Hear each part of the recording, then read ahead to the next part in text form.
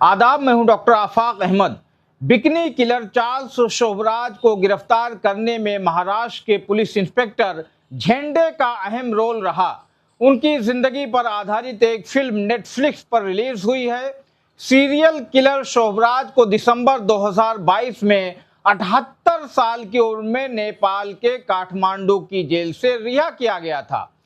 Charles Sobhraj को पकड़ने की घटनाएं बेहद रोमांचक हैं और उस पुलिस अधिकारी का नाम है मधुकर झेंडे, जिन्होंने इस अंतर्राष्ट्रीय अपराधी को 2 बार गिरफ्तार कर सलाखों के पीछे पहुंचाया था। झेंडे ने चार्ल्स शोभराज को पहली बार साल 1971 में मुंबई में गिरफ्तार किया था। उस समय वो मुंबई पुलिस में सब इंस्पेक्टर के पद पर तैनात थे। झेंडे के मुताबिक साल 1971 तक शोभराज की सीरियल किलर के रूप में कोई पहचान नहीं थी। उस समय वो अफगानिस्तान, ईरान जैसे देशों से महंगी इंपोर्टेड गाड़ियां चुराकर मुंबई में बेचा करता था। झेंडे के मुताबिक चार्ल्स शोभराज की पहली गिरफ्तारी के बाद भारत पाकिस्तान युद्ध शुरू हो गया। जंग के दौरान ब्लैकआउट होते थे। इसी दौरान शोभराज ने पेट में दर्द का बहाना किया और खुद को अस्पताल में भर्ती करवा लिया। इसके बाद वो ब्लैकआउट का फायदा उठाकर अस्पताल से फरार हो गया था। चार्ल्स शोभराज ने पूरी दुनिया में ऐसे अपराध किए कि इंटरपोल ने उसके खिलाफ रेड कॉर्नर नोटिस जारी किया। 1976 में शोभराज फिर दिल्ली आया। उसके साथ 3 महिलाएं थीं। इसी सब घटनाक्रम के बीच शोभराज को दिल्ली में गिरफ्तार किया गया। उसके खिलाफ मुकदमा चला और उसे 12 साल की सजा हुई।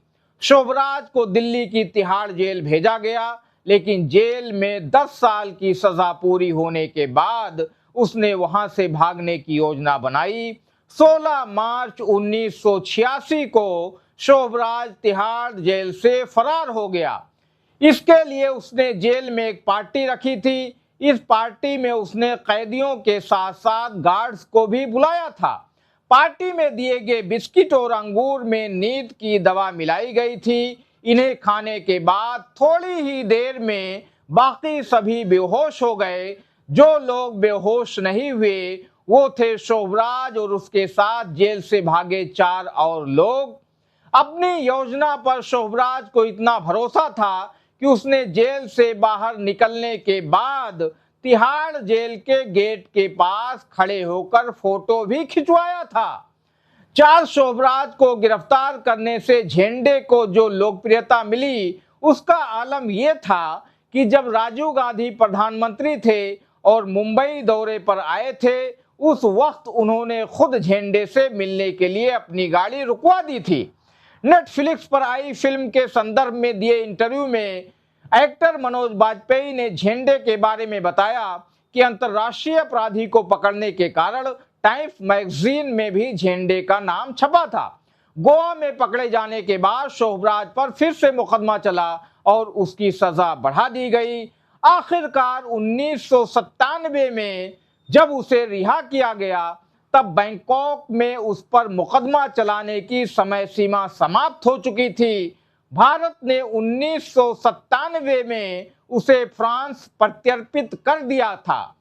2003 में चार्ल्स शोभराज नेपाल लौटा। इस बार वो और भी बेफिक्र होकर आया था।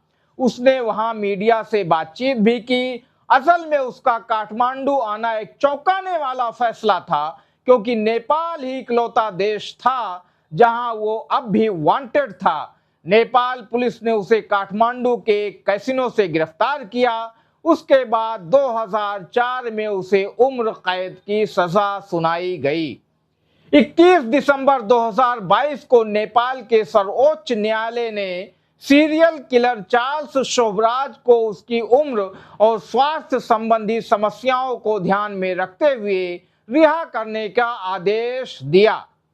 आपको ये जानकारी पसंद आई हो तो ऐसे ही वीडियोस के लिए हमें फॉलो और सब्सक्राइब जरूर करें, जिससे मेरी हौसला अफजाई होती रहे। शुक्रिया।